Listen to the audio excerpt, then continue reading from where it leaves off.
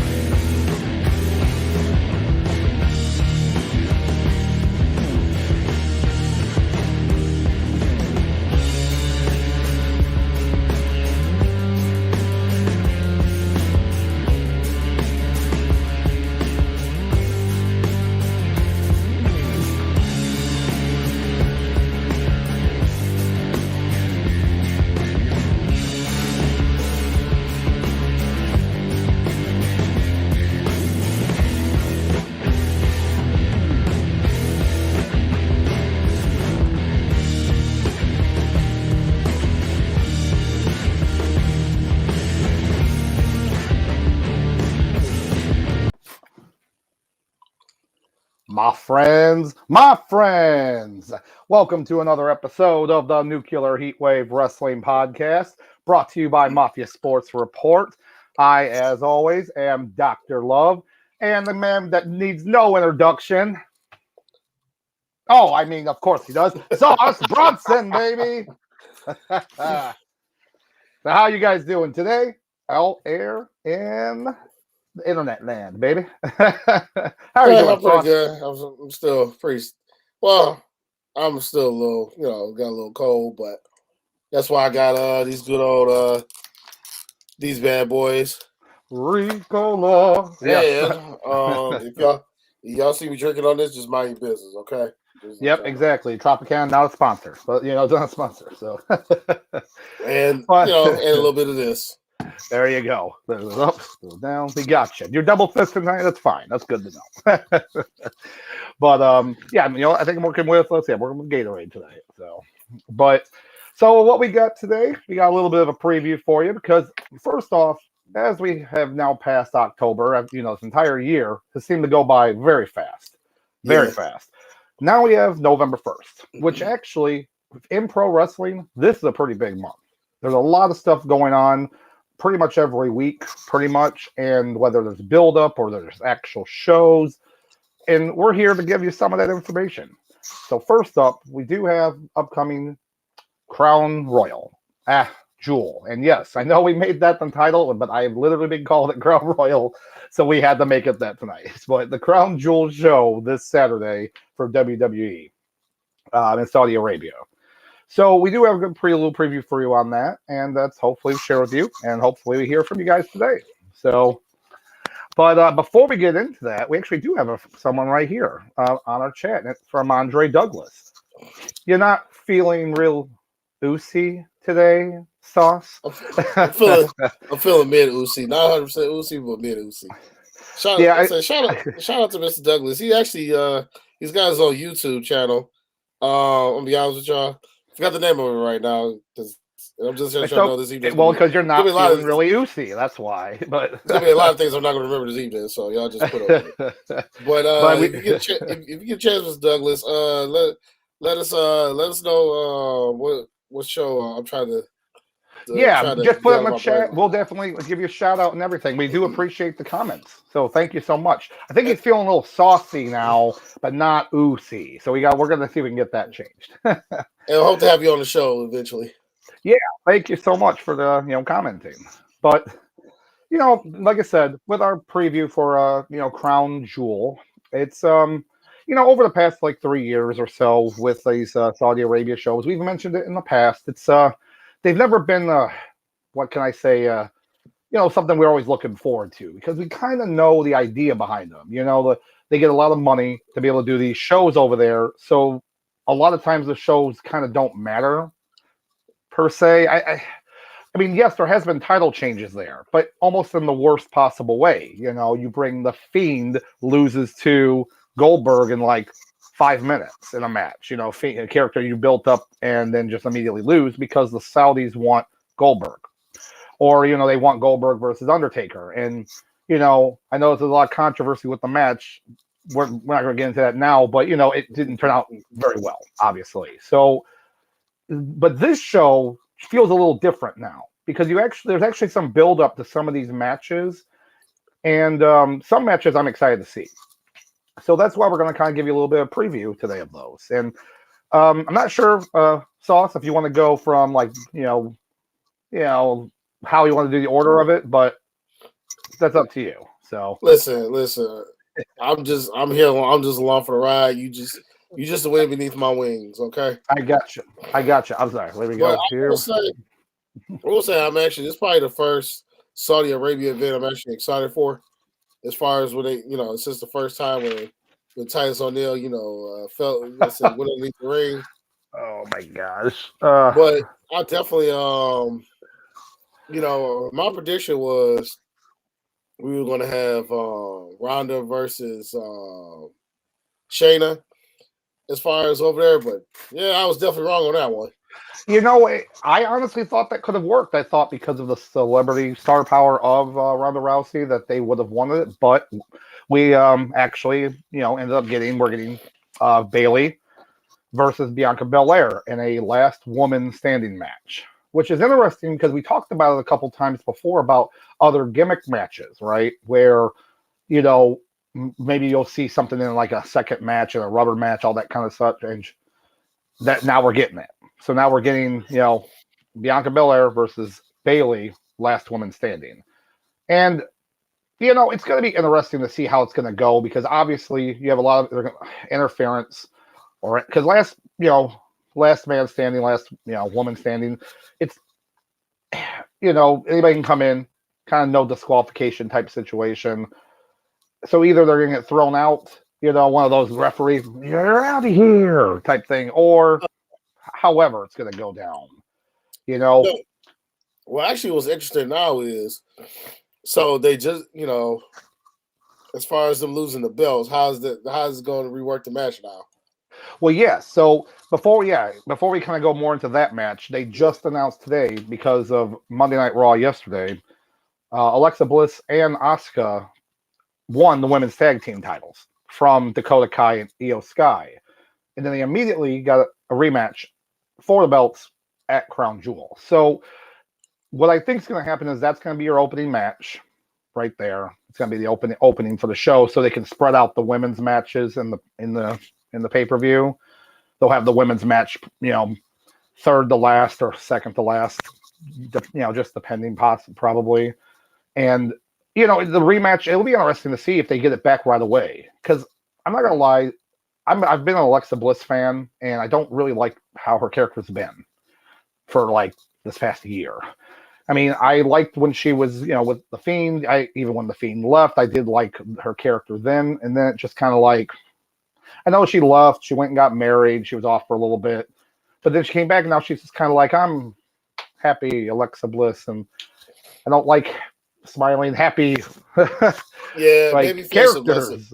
Babyface Alexa Bliss sucks. It does, I miss the Bliss, man. I do, but so I can almost see a heel turn. I could see it, like, and then Asuka loses, they get the belts back, and it's not like she joins Damage Control, nothing like that, but it's just maybe causes it to happen, then she leaves. I don't know. I could maybe see that happening. I don't know, but the match to me is just it's just a rematch that they wanted to add on the card, which is very interesting because there's a few matches on this show. Like, it didn't need another match on it. Yeah. So it makes me think that one of these is going to be either cut or it's going to be something short, something like that basically doesn't happen for whatever reason. I can tell you which match is going to be the short match. All right. Which one? It's going to be Strowman and Omos. Ah, yes. That's going to be a quick match. Yes. So we'll get into that in a little bit. But otherwise, with this women's tag team title match, I mean, I honestly, we're going to get a little bit of the same back and forth type, moves here. I do think that Damage Control will regain the tag team titles, and I'm going to be bold and say Alexa Bliss turns on Asuka. That's what I'm going to say. Now, she either turns on her to lose, they lose, and she turns on her. So I could see that too. I could see her just like either way we get a Bliss turn. Yep, that's my prediction for you guys. So that is mine. I'll say not too far off. I'm saying the same thing. Actually, I hate when they do this, but it's like when a team loses a belt and then they get it back like the next show, which to me is just stupid. But yeah, obviously, I see Damage Control, walking away with the belts again. Somehow either Bayley gets involved or Bliss turns, and here we go. Yep. All right, I like that. So that would be our predictions for that. So we'll see what happens on it. And then Mr. Douglas, I guess we're going to segment our way back into. Oh yeah, that works really well. As far as into the women's match. Yep. So definitely. So Mr. Douglas, he sees Cross played a part as far as in that match, but Belair gets the win, and it's interesting he brings up Cross because she's no longer a superhero. Nope. She's back. She's back to what was as far as her NXT. It looks like she's going back to her NXT version of herself. Which, hey, I'm all for it. Yeah, it's weird because like you see her, it's a little bit different than when she came on the roster and she was with like Alexa Bliss.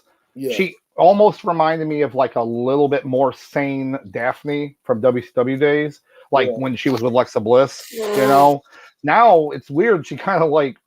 She's more like she's more hair up done, a little bit more makeup, but then she's still wanting to beat some people up and whatnot. And I was happy to see her back, but then she lost immediately. You know what I'm saying? Like she lost when she came back last week, and then she, so it's like, oh, okay, so that's cool. But you're right. Andre, I like that thought there. I think for sure that she's gonna play a part in it with the Bianca match with Bayley. And I mean, with that match, again, being that it's a last woman standing, anything go, so you can't just you do the finisher on the steel chairs or on the outside through a table or not at all, choke them out, have them bit, how we've talked about last man standings to me. They're basically, they can be good or they can be bad. Where they just back body drop them and ask him to say quit, or or count to 10, I should say. But usually they could be good for storyline, or they could be like a 25 to 30-minute time waster.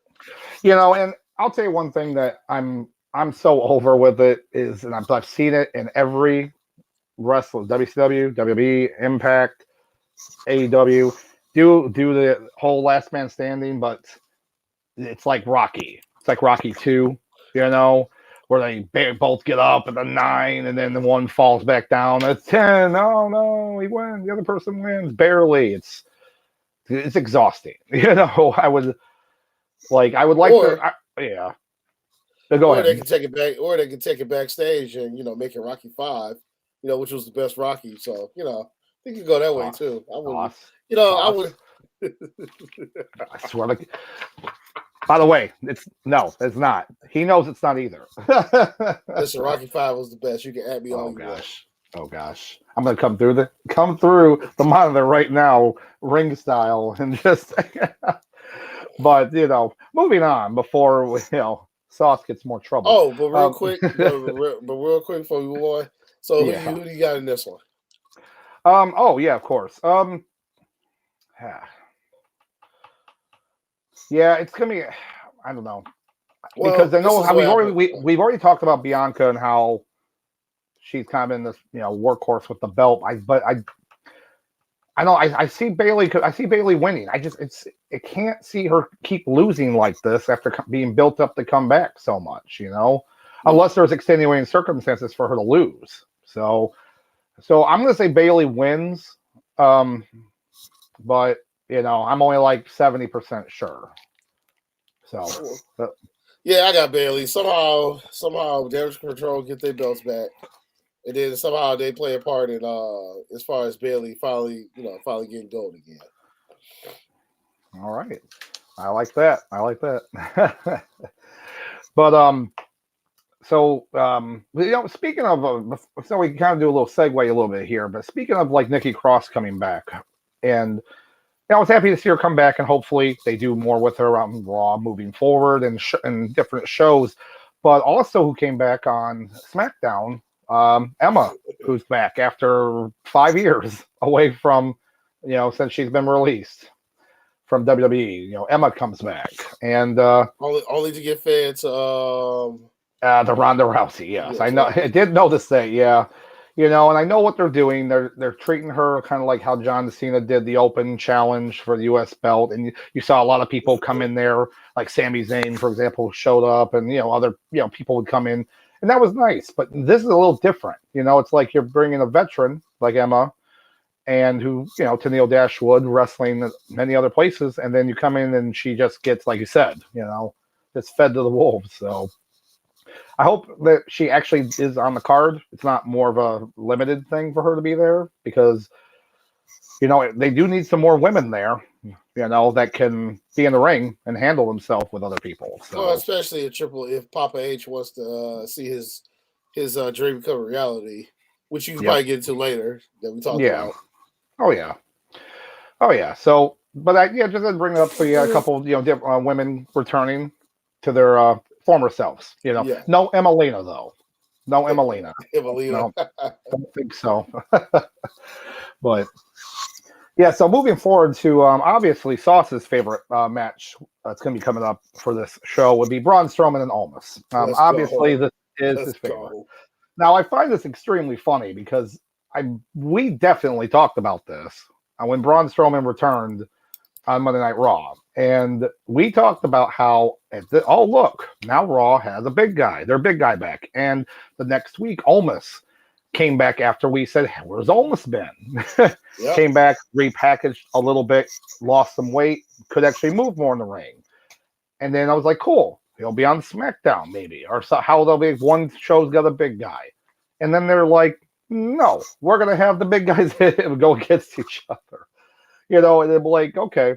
It was pretty crazy seeing almost basically just throw Strowman like a little rag doll, but this match, you've already kind of hit the nail on it. I think this is not going to be a barn burner. This is not going to be a slobber knocker. This is just going to be, this brawling for like 5 minutes, pushed each other around, I don't know. I really don't know. I mean, it's going to be short. It's going to be short. I mean, this might as well be a bathroom break match. Yeah. But with that being, go ahead. But with that being said, this is at this point is give them something to do. I definitely got Strowman going over because like Omos, I just see Omos just being an attraction and whatnot. He'll show up for like 5 minutes and then his knees a giveaway, and then he'll go away for like, a couple months, come back. And his knees be somewhere, his knees be ready to go. And to me, he's a great Khali 3.0. Yeah, pretty much. I mean, that's a good analogy there, just because Strowman coming back makes more sense. He's gotten a lot better shape, and he looks good in the ring. He's been moved, but almost, I get it. This big guy here. So having Braun Strowman beat him just solidifies his monster, monster man or, character. So if that doesn't happen, I'll be shocked. But I am definitely going with Braun Strowman for sure. And I'm assuming you are as well. So, yeah. But so if Almost goes over though, I'd be a little question booking on that. I mean, what they should have did? They should have, since Strowman is back, they should have made him defend his Greatest Royal Rumble belt that he's been holding for like 4 years now. Yeah. Oh my God. Or just make the two fight over a Crown Royal bag. Either way, it's fine with me. That would.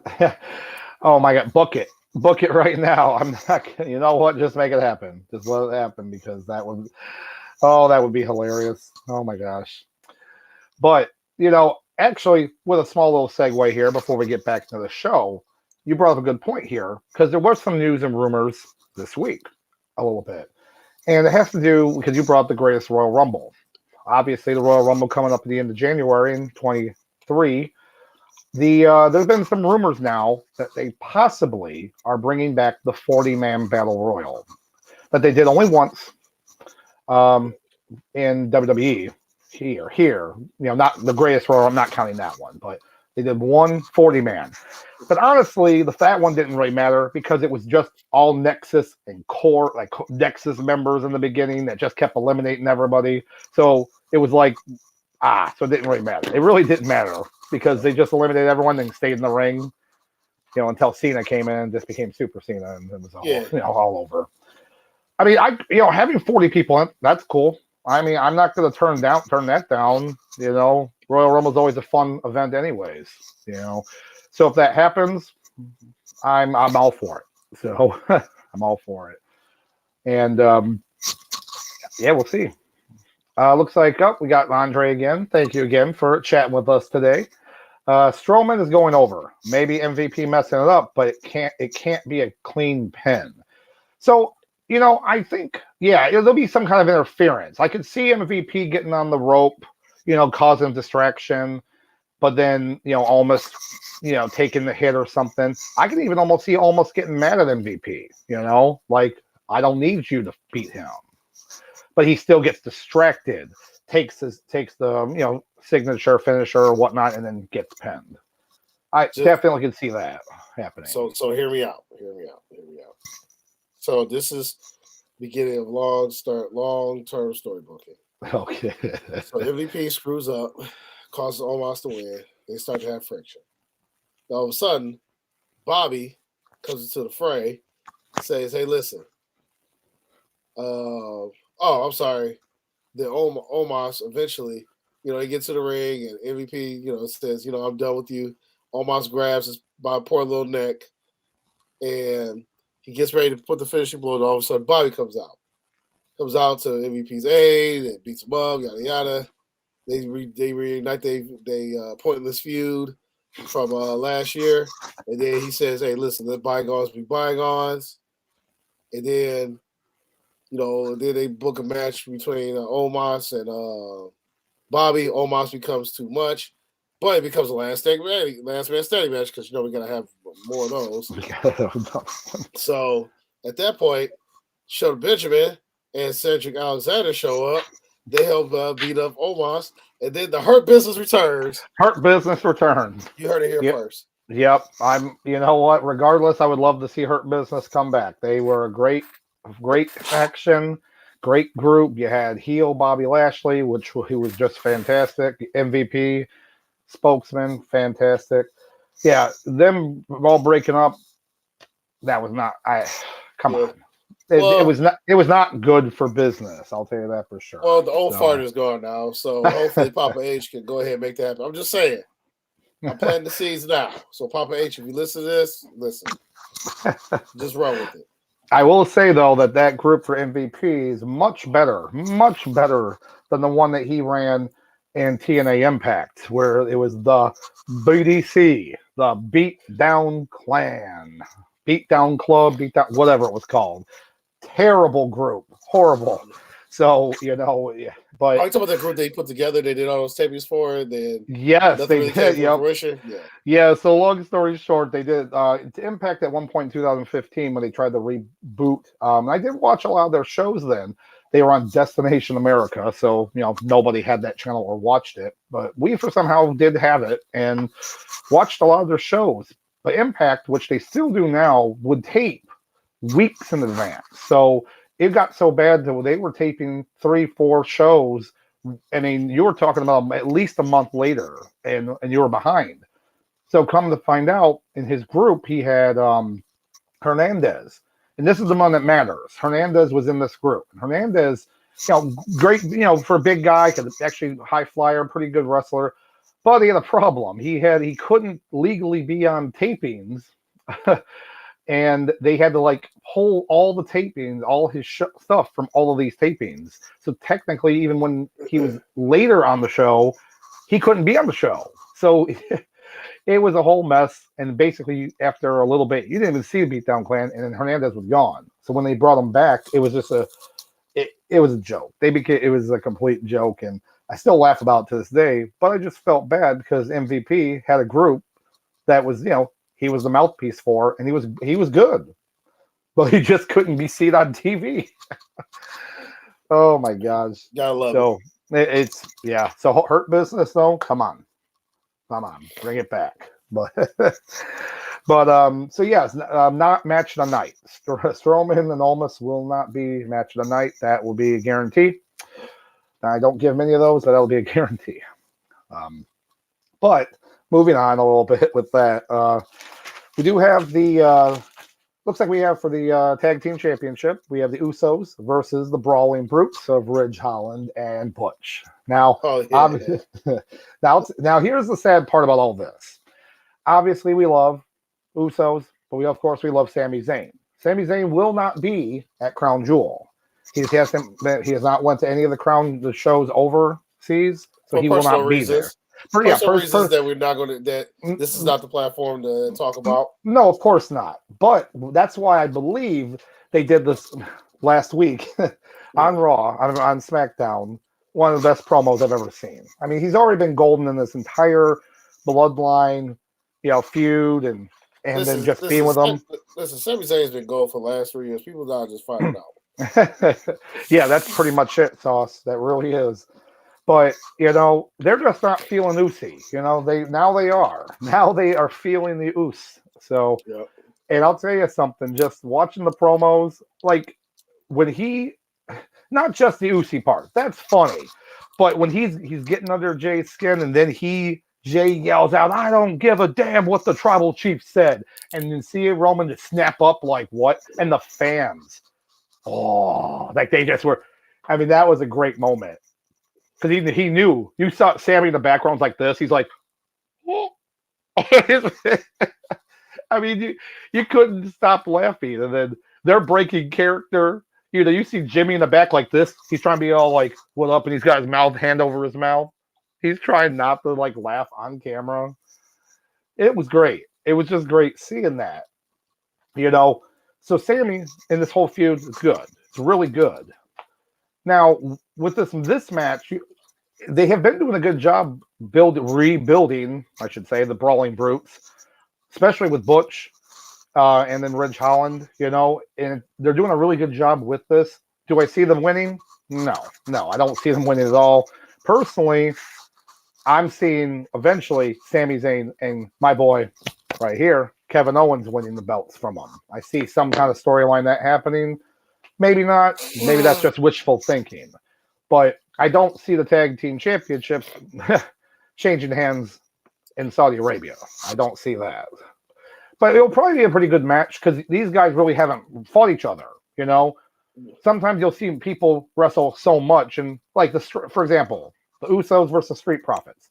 Yeah, you can get some good matches out of them. But when you see like that same match a lot, over and over and over again, let's see some other people in this, like when Imperium, throw them in there or whatnot. Now we have the Brawling Brutes. So we'll see, we'll see what happens in it. But overall, the Usos are going to come away with the W on this one. So Solo will be there, most likely. So doing whatever, Solo's going to do. Because I just love him in this whole storyline too. He's like always just like, nothing. Like he doesn't care like what's going on. He just kind of looks at them getting so mad, and he's just looking like, okay, all right. Well, yeah, I definitely agree. With this one, I got the Usos walking away. Listen, I'm all for the match. We get Pete Dunne, aka the Butcher. I'm sorry, wrong show. We'll call him the Butchie. And tag match as far as, like I said, Ridge Holland and with those two boys against the Usos, they definitely gonna put on the show. And then the one thing the silver lining I'm looking forward to in this is watching Butch versus Jay. As I call him, main event Jay. Main event Jay. Yep, that'd be cool to see. I'd like to see that. But Oh, so we got another person here. Let's see what we got here. Thank you again for the chats. Oh, there we go. From Tavario Griffin, looks like. I actually disagree on that one. Excuse me. Usos. Okay, Usos and New Day fought countless times, and they still have 5-star matches. Yeah, when I was talking about having multiple matches, yes, and I'm with you on that too. I'm not saying the matches can't be all good matches. Pretty much every match that the Usos and Street Profits, as I has mentioned, were really good matches. Like none of them were really like anything less than a 3-star match, I guess. But I just, when you have a roster with a lot of people, you want to see some other matches happen. I guess that's my main thing. You want to see other people being moved into different, like maybe have like a triple threat match or a fatal 4-way match, or have at Elimination Chamber tag team match again. Because that was actually one of my favorite Elimination Chamber matches when they did it for the tag team titles. Because you had a lot of people involved in the match, and it was for the, different. Never had a tag team title defended there. So, but no, I like. I want to see some matches with them, but I do want to see some just a little bit more diversity when it comes to the different wrestlers. Like I said, Imperium, Street Profits can also come back in there. Put New Day in there. Right now, New Day is kind of stuck right now because you have the Maximum Male Models, fought New Day at SmackDown in a whatever match. Was okay. There's nothing really groundbreaking, but I love New Day. So we'll see what happens on that though, because I'm hoping they really push them too, because I could see like all of them being involved in some kind of tag team tournament or tag team kind of eliminator match. That'd be kind of cool. And listen, on the show, hey, listen, not every take we can say is agreeable. Not everything is gonna be all for it. Hey, I'm with it. Here's another hot spicy take.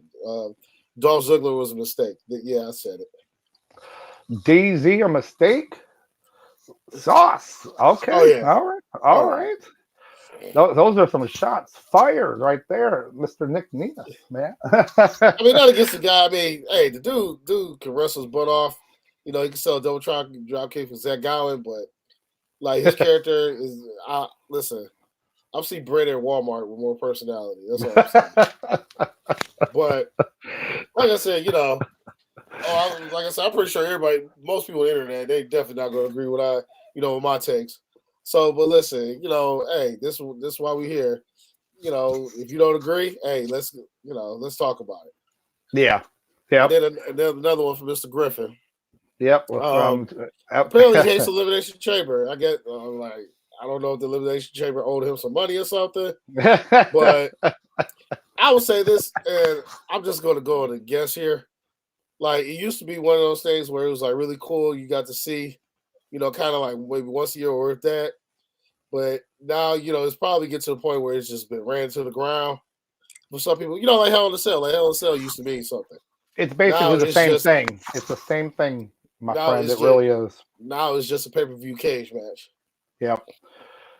And it's sad because there has been some really good Elimination Chamber matches over the years. And, by putting it in a pay-per-view, that still is a pay-per-view this upcoming year. It's in Montreal, which is nice that they're getting a show.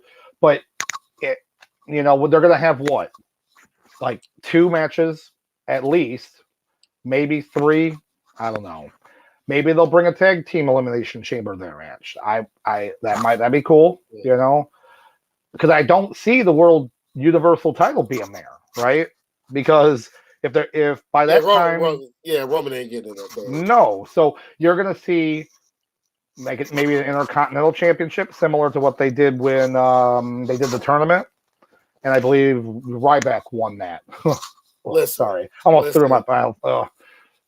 Listen, I will only accept an Intercontinental Elimination Chamber match if you have Sheamus and Gunther there. They obviously they have to be. Sweaty meats need to collide in that steel, and that's all I'm there for. Yeah, and that's what I'm going for. Honestly, that's the gist of it. Anybody else added to it is just gravy, you know. So, but see, there's for another one, Griffin. They're pointless and no one cares. And careers can be short. True. Well, first part of that was the second half of that is true. You know, careers can be short, which I get. But I think the thing that makes Elimination Chamber good, which is the reason why I put over Hell in a Cell, because Elimination Chamber, it's like I know we've been getting kind of away from Crown Jewel and all, but the reason why Elimination Chamber, I like Elimination Chamber, just me personally, is it's almost like a tournament. You know, a tournament within itself, and it's always for something. Either it's for a number one contender or it's for a championship. Like, you know, you're not gonna have, you know, rarely do you ever see 6-man go in there and they just want to all just fight out because, you know, somebody took the last, you know, donut and catering. So, like, that's the way I look at it. It's just a small little tournament that, you know, small little 40-minute tournament that, you know, can pretty much wrap up a storyline or send the storyline to where it needs to go. Because at the end of the day, usually the winner is the winner. You know, the winner either they get the belt or a title shot. So it always goes towards something. Yeah. No, I agree with that. So, I mean, again, like we talked about before, the fact that they have a pay-per-view, that's always been the biggest problem. When it was its own thing, when it was its own like event within a pay-per-view, that was nice. So, I mean, as long as the match itself, like I said, is worth seeing, like you said, like a nice tag team, maybe bring back the tag teams one, or they're definitely this, like I said, it's going to have like the Intercontinental title if they keep pushing it, which they look like they are, so that's good, you know. Or, I don't know. It'd be interesting to see the U.S. title in it, but anything's possible, I guess, you know. But or the women's championship, there'll definitely be a women's championship one there, but we'll wait and see on how everything look by that time. So, but kind of going back to Crown Jewel a little bit, looks like we have. Speaking about cage matches, we have Drew McIntyre versus Karrion Kross rematch, and it's in a cage match. So, you know, this obviously set up because the whole idea with Scarlett Bordeaux being interference for, you know, Karrion and helping them, you know, gain victory. Now, they either have to, you know, climb the cage to escape or begrudgingly probably open the door and just walk out the door, which I'm sorry. It's the worst thing they ever did with that stupid cage match. I mean, one of the few things I definitely agree with you with that. Like, when it's a cage match, you should be locked in the cage. You should not be able to walk out. Yeah. Like, the only way I ever step a walk out is if it's done by a heel. And it has to be a cowardly heel to do it. Oh, yeah. Like, for sure. Somebody to be like Brock Lesnar do that? No, that's terrible. For a babyface do that? That's terrible. Yeah, I mean, I've just never understood the idea of like you walk the cage, they'll open it, and just walk out. Yeah. I mean, what's the point? What's the point? I remember, and I cannot remember who was in the match right off the top of my head, but there was a match where it was a cage match and they had locked it, but they had to open it because someone got hurt or something. Well, when they did that, someone was like out of the cage and they grabbed onto a chair and then they kind of pulled the chair back in the cage as they re-locked it up. So he had a chair in there to use for a weapon. And then I was like, oh, that's cool. That's a cool, like, innovative way. But now it's like, I'm just going to walk out. Cool. Like, not going to climb out. Like, someone could just climb the ladder or climb the cage and then someone like gets up like, well, I'm just going to walk out the doors. That's faster.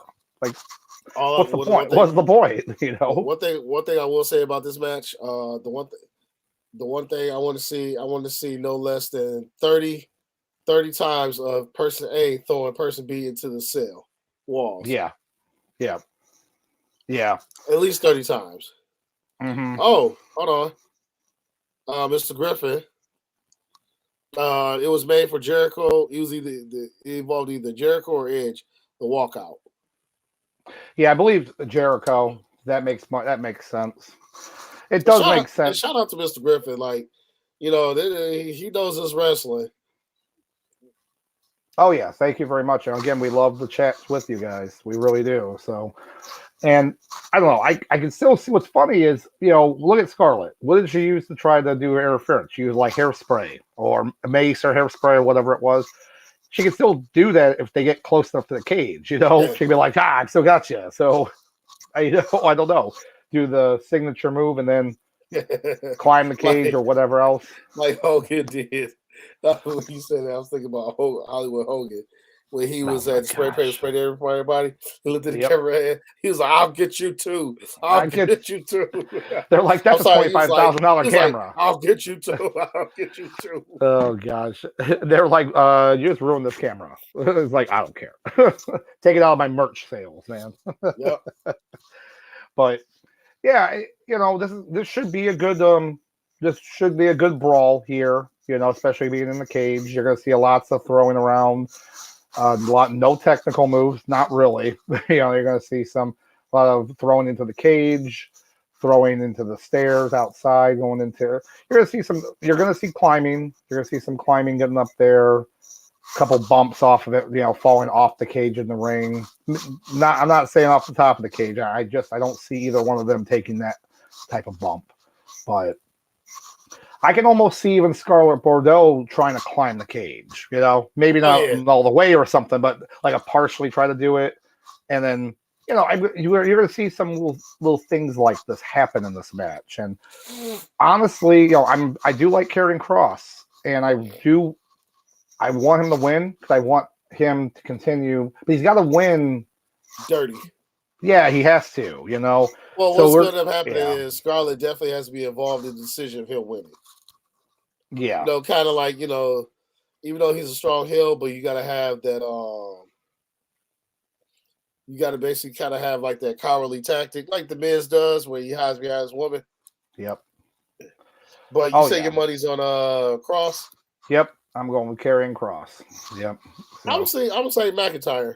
Okay. All right. This is the rubber band match. So yep. Yeah, my money's definitely on McIntyre. He's one of the top baby faces in the company, so even if he wins, it won't hurt Kross in any way. So good point. That's a good point. So yeah, and I just like I said, I want to see an entertaining match, and again, all the gimmick matches, cage match. So I don't know. As long as I don't see someone win by going out the door, I guess. But unless, like we kind of previously talked about, it would. But yeah, we'll see. We'll see what happens on that. But moving on, we do have. We got the OC with the good boys, good brothers, and AJ Styles versus the Judgment Day, and like I said a couple weeks ago, I was very excited to see that Gallows and Anderson are back in WWE with AJ Styles. It's a nice reunion 2 years away from them.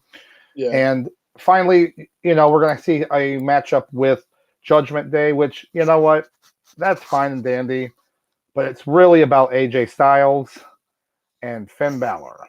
That's what this is about, Yeah. And when they're in the ring, that's what I'm going to care about the most, until they get their singles match. So this is really the precursor to that. So it's going to be good for me to see because of how the storyline, how it's progressing with it. And it's not, Rey Mysterio and Dominic involved or anything like that. So with each other, I should say.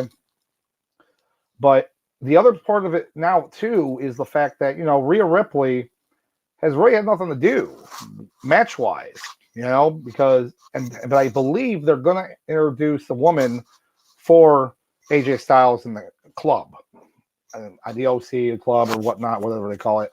I think they are. And I think you had a couple ideas, too. Or you had an idea. My money's on Lacey Evans. Lacey Evans. It's the perfect person. She ain't got nothing going on. She's just sitting back there catering, just trying to figure out, why she ain't at home with her kids. I do like that. I've got one that I read a little. I was reading a lot of people that possibly could be choices.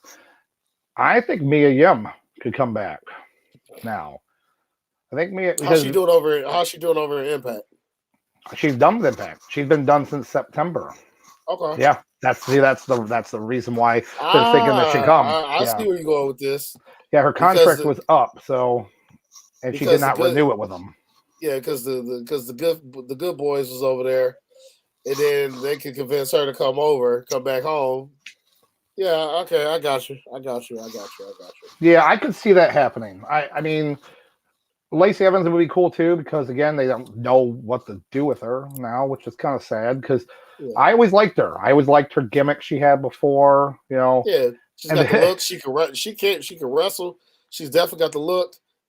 And it's just a shame how they just wasted her right now. Yeah. So that's a good choice, but I think if they're going to introduce a woman, now I'm not saying they're going to introduce to it in this show.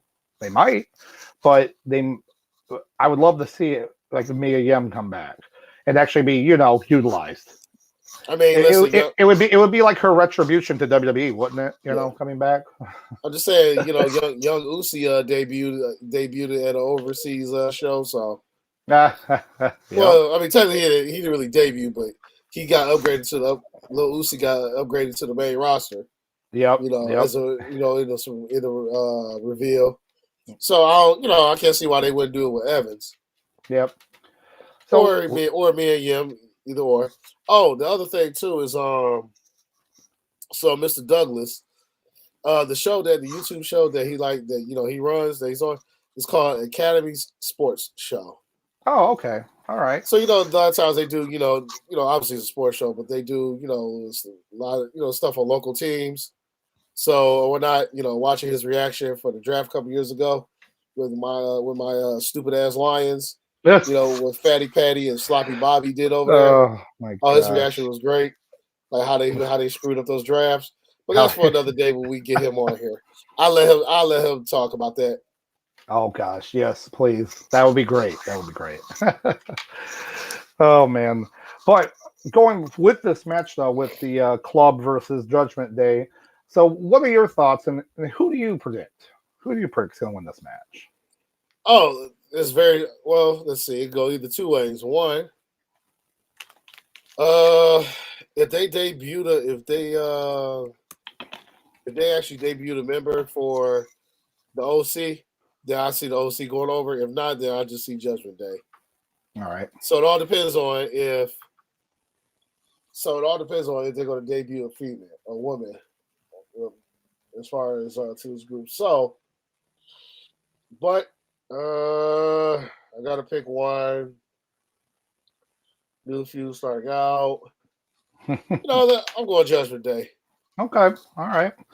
So I am going to go with the Club and AJ Styles. Okay. Now, again, to me, this is just a precursor to a singles match or series of matches with AJ and Finn Balor. Yep. You might see it at Survivor Series, for example. You might see that singles match at Survivor Series. So, I'm all for it. I'm all for that. Well, so that would be a singles match would be cool, but I think with Survivor Series, they're going to go. I think I see them going at it because Survivor Series is more team based pay-per-view. Yeah. So I don't see them going singles at Survivor Series. Maybe they do it at the Rumble, or they do it on or they'll do it on the going home show before pay-per-view. Okay, I can see that as well. Yeah, they have a lot of different options. You got to remember, Survivor Series being War Games too. That really, there's only going to be like 2 War Games matches. It's going to be like a men's. There's going to be a women's. They're not going to do all of it as War Games. Obviously. But it'll be interesting to see what happens with it. So, but I like it. Now, moving on is a match that this is going to be now. Before earlier, I was talking about how Almas and Strowman was not going to be a good slobber knocker or big match or whatnot. This match is Brock Lesnar versus Bobby Lashley. Oh yeah, BL versus BL. What can I say? Like I said before, we got Ebony versus Ivory. And they're finally going to get the match that they've been wanting to have. Now, yes, they did have a match early, before. The Rumble, I don't really count that. I honestly don't, because it was a means to an end in a sense of how the belt needed to be for WrestleMania. That's all to me, all it was. But this is the match now that we're finally getting. No titles on the line. And just sweaty meats versus sweaty meats. Yep. And it's gonna be interesting because you have Bobby Lashley as a face, kind of over. Brock Lesnar, they just love him. They love this new gimmick or his gimmick he's had for a while. And if the second he does suplex or F5s, they're gonna be like, we love you anyways. So yeah, so basically right now you got a baby face versus an anti-heel. Yeah, and it's gonna be it'll be interesting because you know how Brock Lesnar's matches usually are running, they run a little short, you know. This one will probably be over about what, 10, 12 minutes. Well, maybe about 15.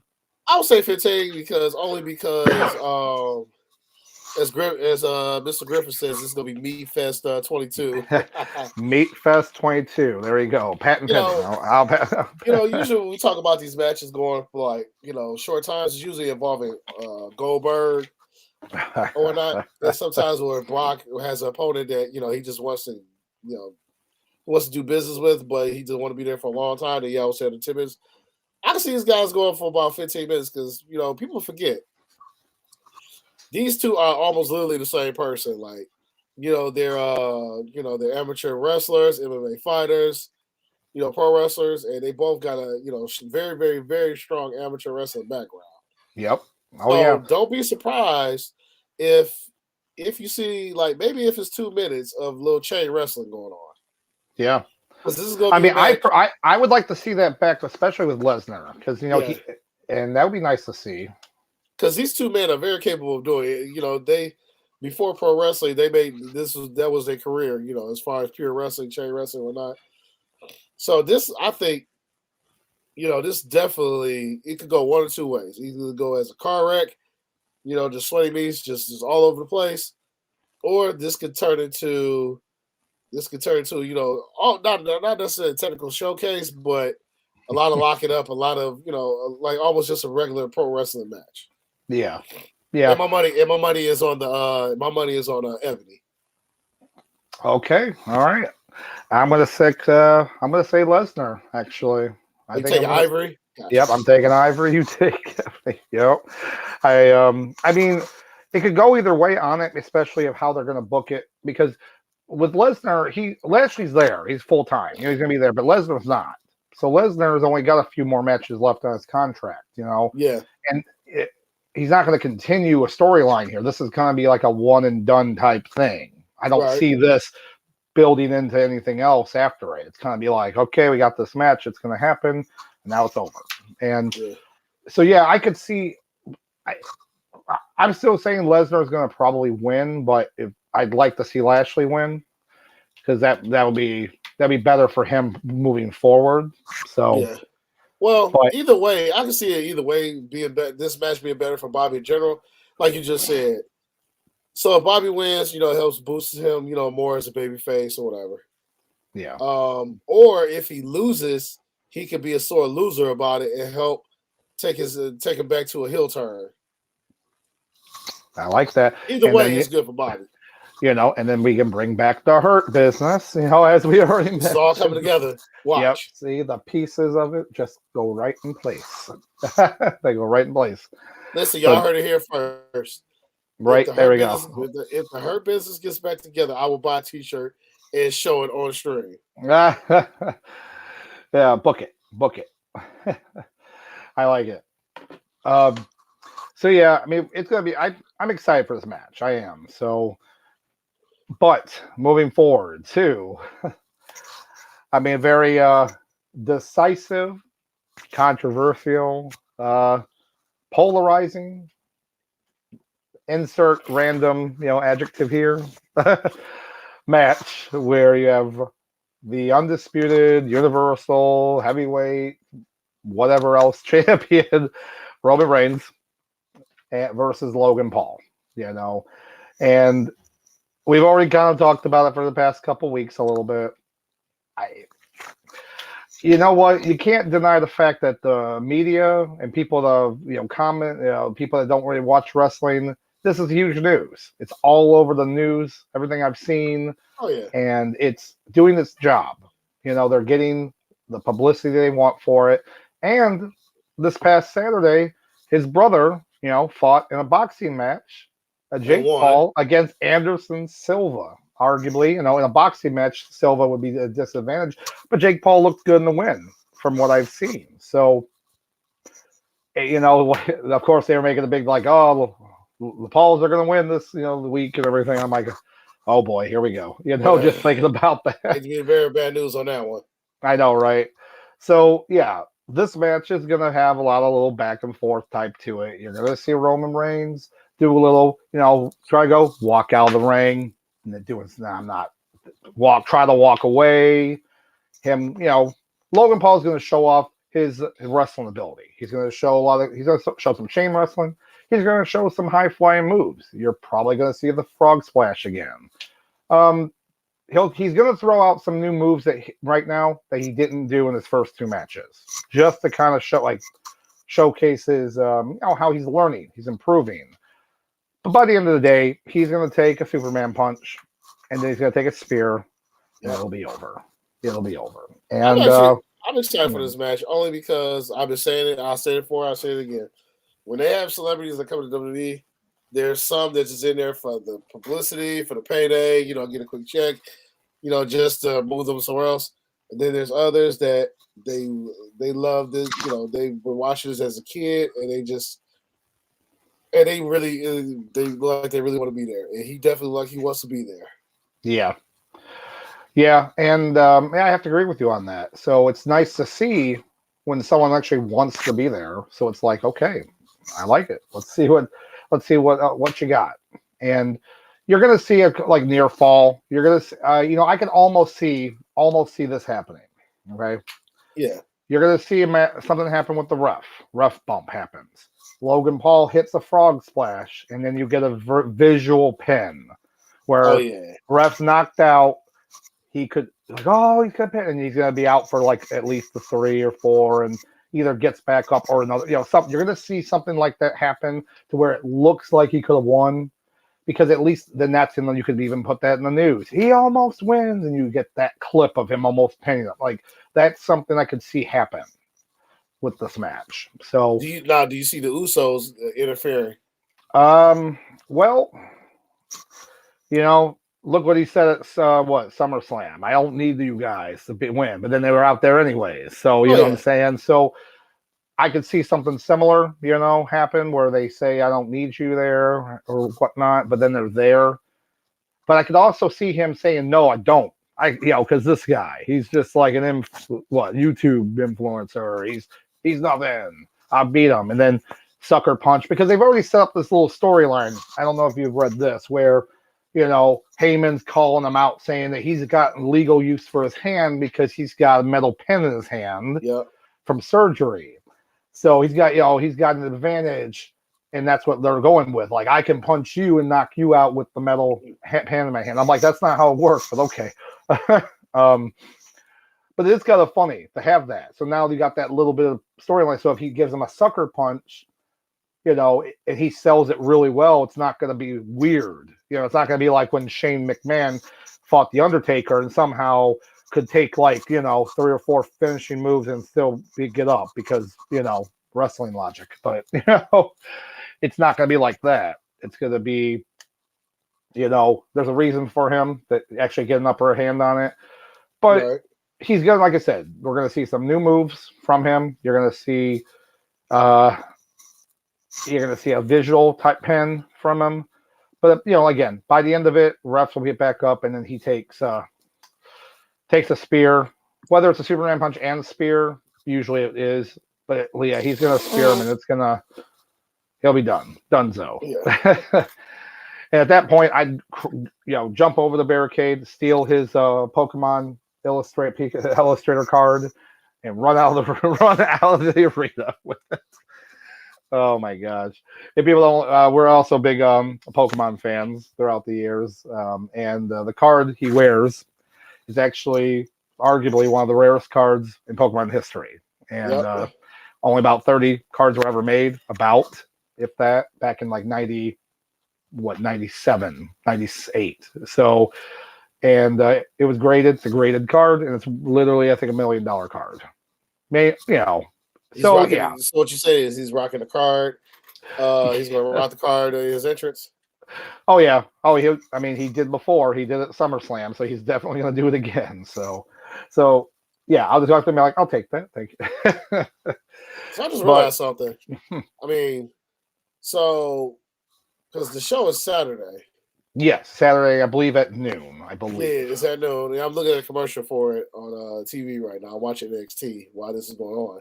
Oh, okay. So I'm assuming that Raw and obviously SmackDown, they probably did another tape delay for those for those shows. So because I'm assuming they're probably over there right now. There's no way. Yes. Oh, yes. I did. Yes, they did tape SmackDown for this week for that reason, similar to what they did for Clash at the Castle.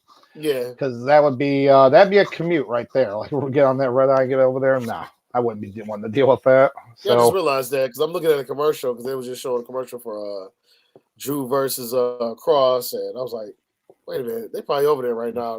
There's no way they're still in the States. Right.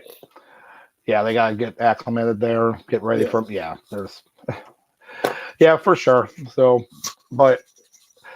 yeah, I mean, obviously, you're going with Logan Paul, obviously, so no, I'm just kidding. Listen, there's 3 things that's guaranteed in life. No, there's 4 things guaranteed in life: death, taxes, Detroit Lions never going anywhere positive, and Roman Reigns retaining belts. So you're saying that you do acknowledge the tribal chief. I also acknowledge that we've been rebuilding since '57 too. So gosh. Oh my gosh! Now I'll tell you right now, the Detroit Lions, they definitely make me drink. I'll tell you that for sure.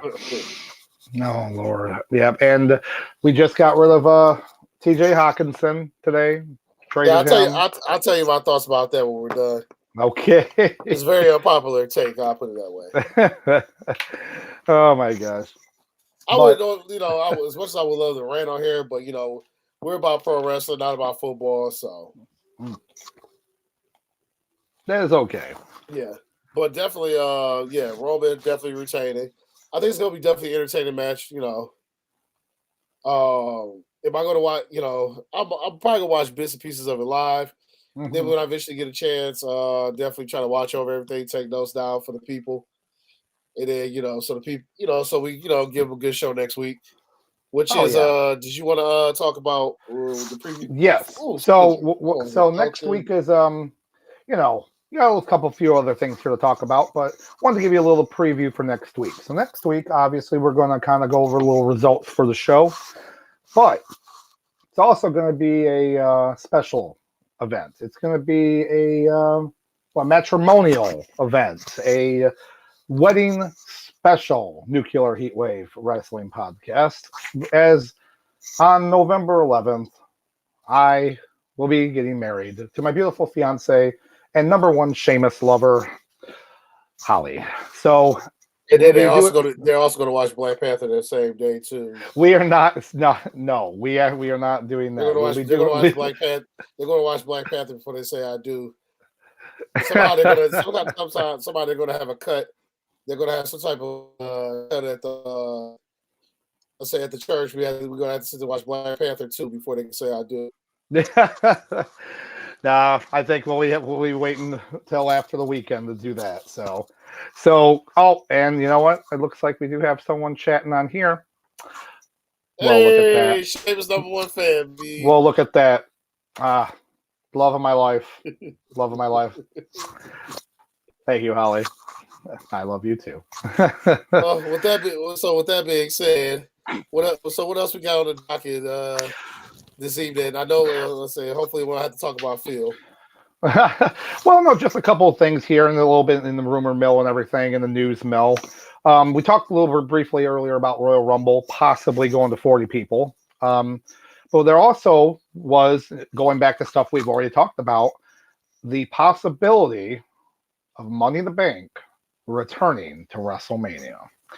And the fact is, because WrestleMania will be in 2 nights, there'll be the women's one night and then the men's the next night. And I think it is a glorious idea. I mean, beyond glorious. The fact is, we've already talked about it. I know many people would love to see it back at WrestleMania, but yeah, to me, it's a great idea. It's a great idea to do that, and I'm all for it. So, what are your thoughts, Sauce? Oh yeah, bring it back. Bring it back as far as bring it back as an opener. For WrestleMania. I'm all here for it. If it's one match that gets the crowd hot, it's definitely some type of ladder match. Yep. I mean, hell, look at what was it, WrestleMania 31?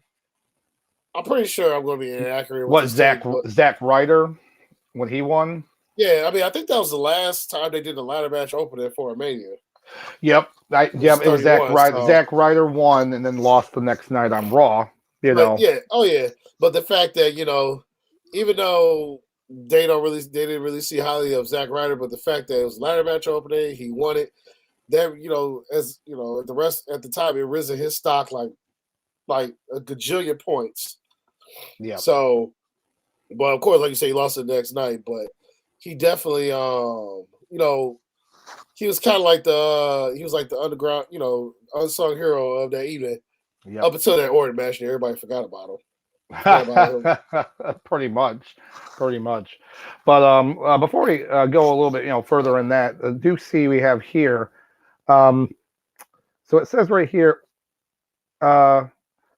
Well, from Holly. Oh, she said, "Oh, stop lying to these people." We don't know what you're talking about. Well, no, I know what she's talking about. We're actually not seeing Black Panther the same night. Sauce. See, you were saying that we're not seeing it. So okay, I'm sorry. I didn't mean to lie to you people about that. I'm sorry. So I just wanted to clarify. Got it. And then also we got Griffin, of course. Congratulations. Thank you very much. Thank you. But yeah, we'll be talking next week. We'll be talking a lot about weddings throughout wrestling. The good, the bad, the memorable, the ugly. But it'll be fun. So, but with having Money in the Bank back at WrestleMania, it's just, like you said, a ladder match is always good. Having Money in the Bank, it also gives the idea that most Money in the Banks now, someone maybe cashes in that night. The idea of someone cashing in at WrestleMania is huge. That's a huge, oh my gosh, moment to see that. So I'm all for it. So more power to do that. Hey, they already. Go ahead. Just imagine Mania 31, right? They had a ladder match opening, for Money in the Bank. Obviously, Seth Rollins wins, and then then he still cashes in later that night against Lesnar and Roman. Like that was already a crazy moment, but just imagine how crazier that would have been if that all took place on the same night. I know, right? I mean, nothing against Seth Rollins and how long he held on to it for, but yeah, that would have been insane. But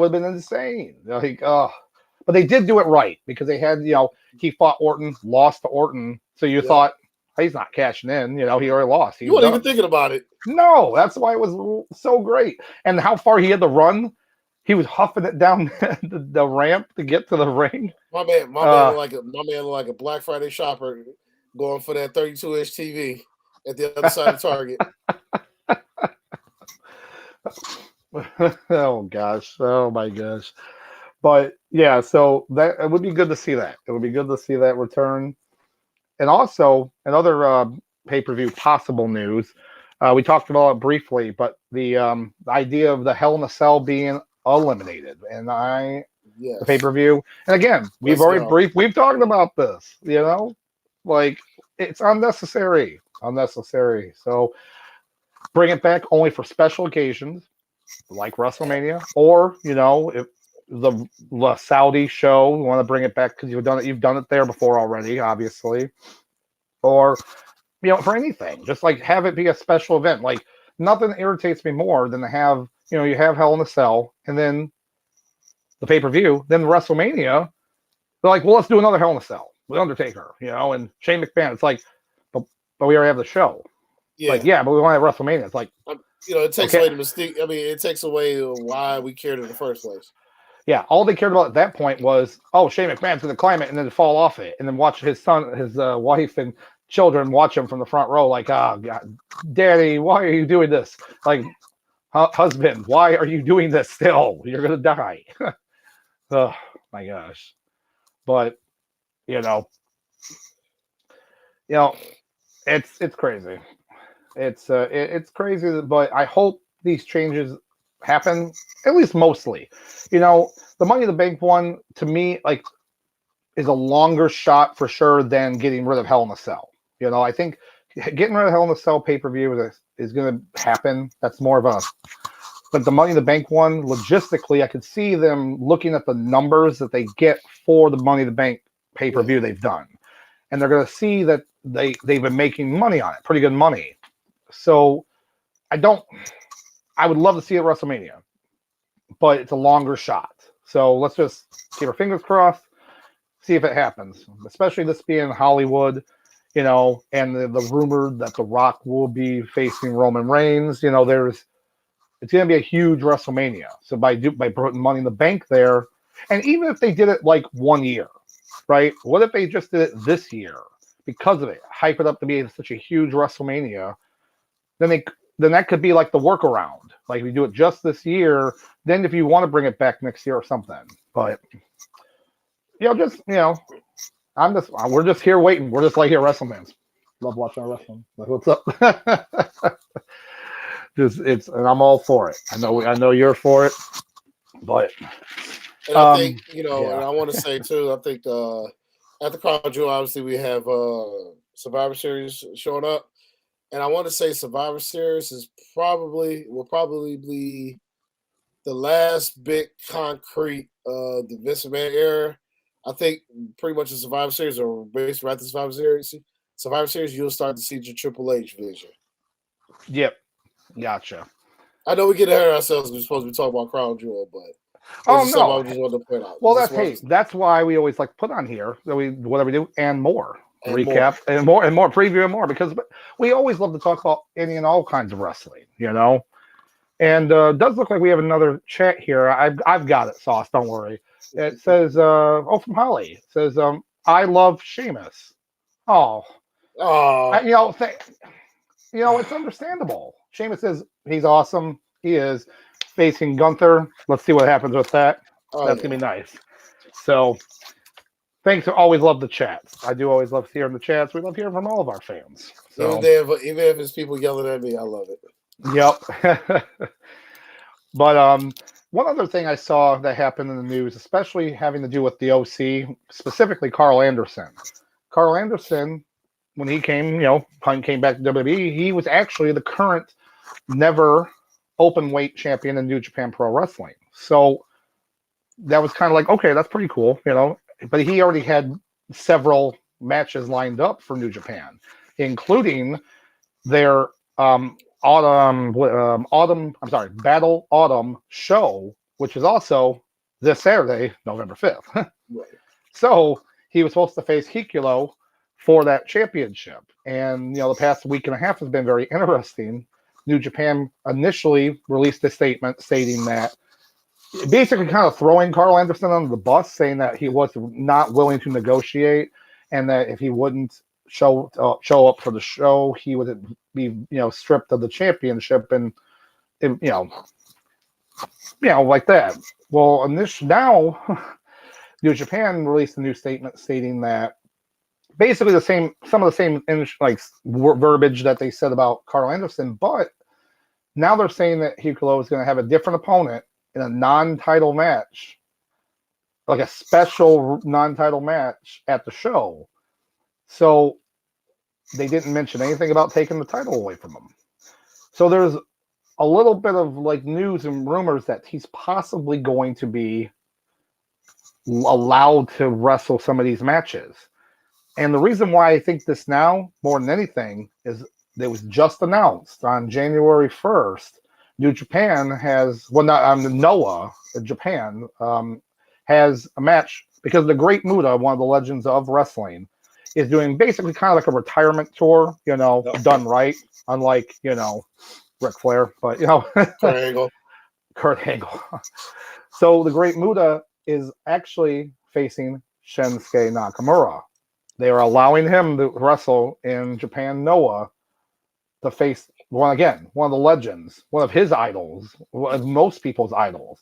So to me, when I seen that news come out, that immediately tells me that, especially since how much the Good Brothers have wrestled in New Japan, and how much that they're going to allow him to go over there and wrestle and to defend this title at a later date. So it's, a lot of people love throwing the word Forbidden Door around. New Japan, AEW had their Forbidden Door show, which it could have been better. Not gonna lie. I mean, but this is not. It's not quite Forbidden Door now with McMahon's in charge. Yeah, that would have been unheard of that he would be going over to a different company. But the things have changed.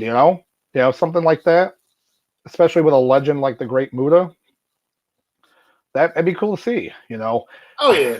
As far as with Nakamura, from the day he walked in the NXT, I was like, this is that guy. I don't know what it is about him, but I just want to watch every match he does.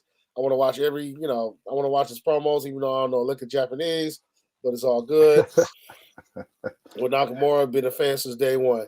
Then I went back and looked at some old stuff of his, when he did with AJ Styles, the match that they had together. Yep. Mm-hmm. And then also a match that a lot of people don't know about when he had with him and Brock Lesnar.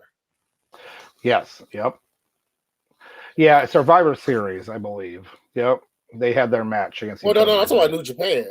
Oh, I'm sorry, New Japan. Yeah, with Lesnar, when he first left WWE, he went on New Japan for a moment. Yeah. Yeah, him and Nakamura, they had a little match together. It was a pretty decent match, considering back then. Mm-hmm. But as far as it goes, listen, I'm all for these WWE wrestlers, going to other promotions, doing their thing.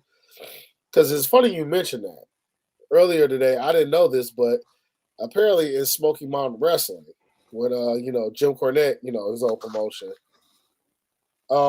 they had this thing where he had a thing with Vince where he'll bring his talent up there, the handsome wrestlers, whatever. And in exchange, sometimes Vince will bring one of his guys down. So there was a match between the Undertaker and Kane, but he wasn't Kane yet. Everybody thought it was Psycho Sid. Yeah.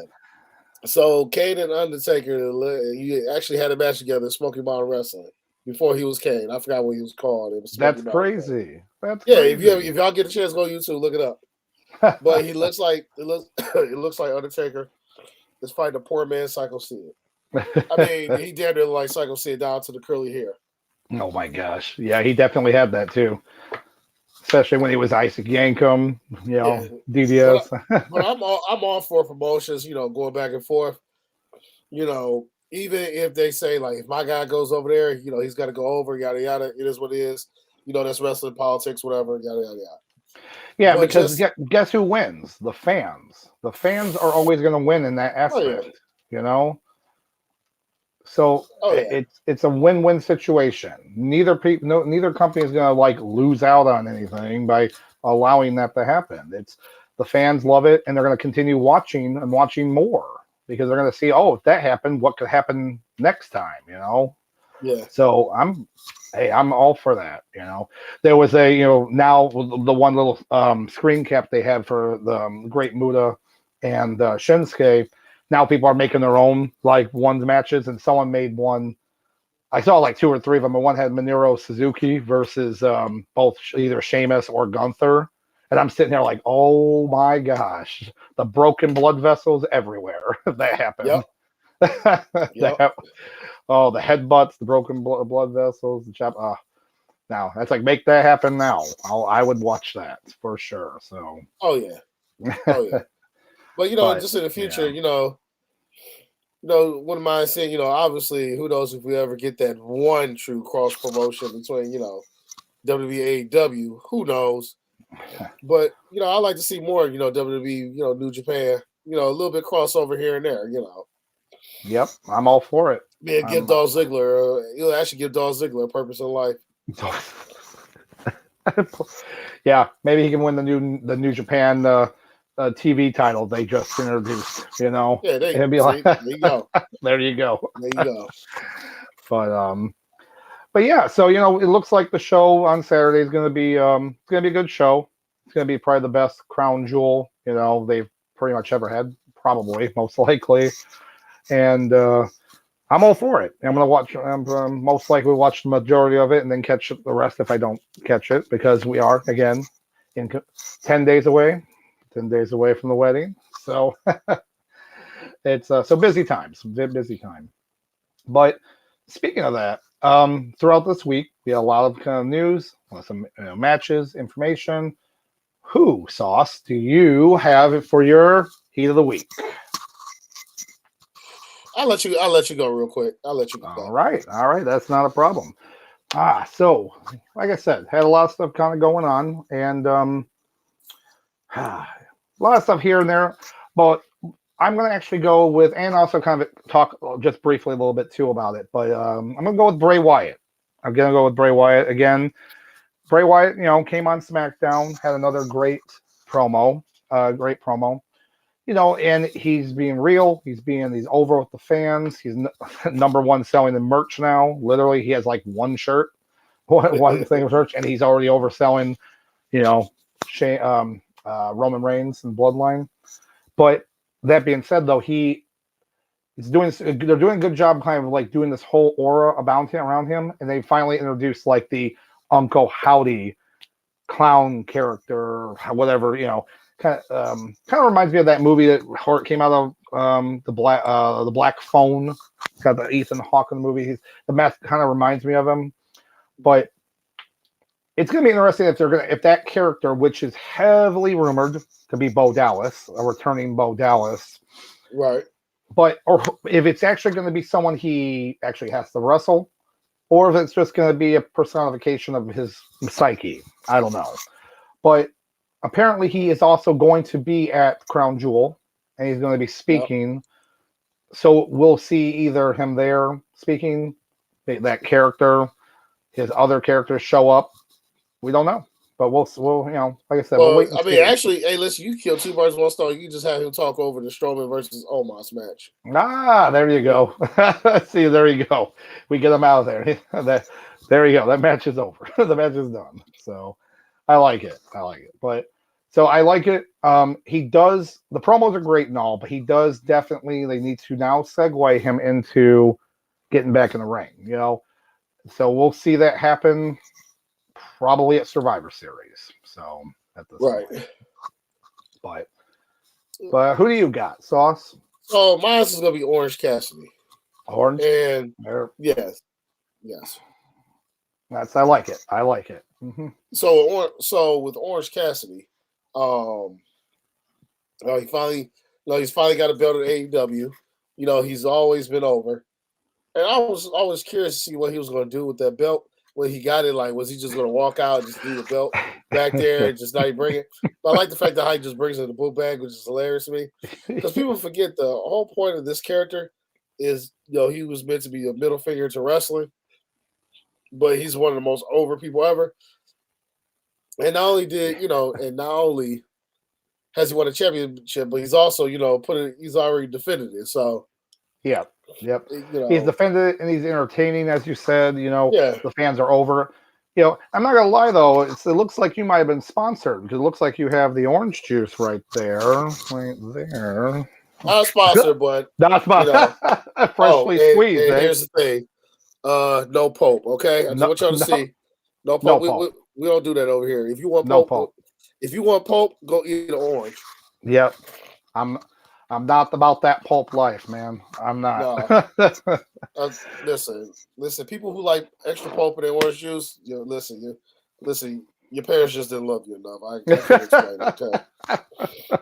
I can't explain. Oh gosh! But yeah, just Orange Cassidy. I'm all for the mid card. I'm all for mid card titles as long as they're defended, and it gives defended by people who care, who the audience cares about. Yep. So it's exactly. Like a match made in heaven. With these two. I mean, hell, even if and then it got me curious. Like, what would happen if you ever won the AEW belt? Oh my god! Will he like get a bigger backpack, or he just put it in the same backpack? Oh, I'm not thinking about that. I'm thinking about the writers and the critics, and they're going to lose their minds. You're going to see people lose their minds. You're Cornette going to blow his top off. You're going to see Meltzer like, this is a joke. You're going to see Vince Russo randomly still trying to be relevant, doing this podcast, saying, "Yeah, bro, I told to do that, bro. One time we was at a bar and we was at Buffalo Wild Wings, bro, and I mentioned I was like, bro, just bring a book bag and just do whatever, bro." Yeah, didn't listen to me. Guess what? I created DX though. You remember that? You remember when I created DX, bro? It's like, yeah, you probably wasn't on board yet, bro. But I just want to let you know. Oh my gosh, please. That's the Russo. But no, that's a great choice though. Great choice. Orange Cassidy still is entertaining, and it's hopefully he has some more defenses in him. So with again this month there is a lot of shows coming up. We do have Full Gear is coming up on November 19th. I believe that 19th Saturday. They're coming up. Impact has their show Overdrive on the 18th. It's a Friday. Kind of weird, but it is what it is. Some matches there. And then, of course, on the 26th, right after Thanksgiving, you do have the Survivor Series. So, again, we will be covering a lot of this. And, of course, my wedding, which is happening next Friday. So, and that technically counts, too, because not to spoil anything, there will be wrestling. There will be some type of wrestling belts there in some form or fashion. Oh yeah, but so it will count. To those who will be there, you'll see why. Yep, it's gonna be a fun time. We count that as wrestling events. We count that as wrestling event too, because you know why? Because this is our show. It's our show. But unless you have anything else, Sauce, I think again we had a great show. Loved hearing from everybody here. So it's always good when people are watching and talking with us. And we're never, So I got two things. One, both my fantasy football teams won. Oh, hallelujah! They're both 3-5. Okay, hey, there you go. Michigan, and also Michigan won. Go Blue. Go Blue. Listen. If you're a State fan, listen. Hey, maybe next year, but we're here to gloat about it. We're here to gloat about it now. Maybe a year from now, we'll see what happens. But right now, we're going to gloat about it. Yep, absolutely. And then, what's the third? Oh, the third one. Just want to say, as a wrestling fan, just want to send condolences to. So 1/3 of the rap group Migos, one of the guys got, his life was taken. He got shot and killed. The reason why I bring it up because technically it's wrestling related because what a lot of people don't realize is usually your favorite rapper, 9 times out of 10, they're a wrestling fan. It's always laugh when people try to make fun of someone for being a wrestling fan. I always tell them, hey, but your favorite rapper loves it. So what does it say about you? But the reason why I bring up Migos is because the first, I heard the old Versace song. I was like, whatever, it is what it is. But then they had another song called years later. It was called Jabroni. And they did it with made recipes Mac Miller. Yeah, they did this song together, Mac Miller. Yes, they literally have a song called Jabroni.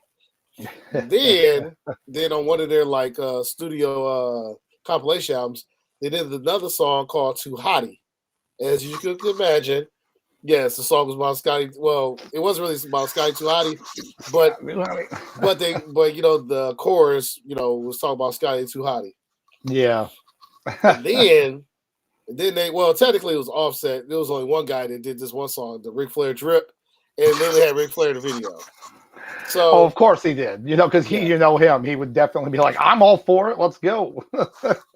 Yep. He would have loved it. Yeah. Yeah, but like I said, it sucks that somebody's life gets taken away from, especially the guy didn't even make it to 30. But these guys, he was a huge wrestling fan. Sent thoughts and prayers to his family, and and that's pretty much about it. All right. Yeah. I'm very sorry for his loss, and prayers go out to the family and his other members of his family too. Yeah. So, but Yeah, with that all being said, a lot of information, a lot of fun times here, stuff like we want to talk about. But like I said, without you guys, we're just talking to ourselves here, which that's okay too. But we love hearing from you, and we love talking and chatting with you guys. But another week, and as we mentioned earlier, next week is definitely must watch, because as we give you results for Crown Jewel, we'll be talking about the weddings of wrestling. Weddings of wrestling. There you go. Weddings of wrestling. I've seen it, and throughout the years. And again, the good, the bad, the ugly, the memorable, and the fun. Oh, I can't wait. But with that, I am Dr. Love, and this is Sauce Bronson. Yo. And I hope you guys have a great night. Oh, and also, guys, be safe out there, and remember, be good. Be good.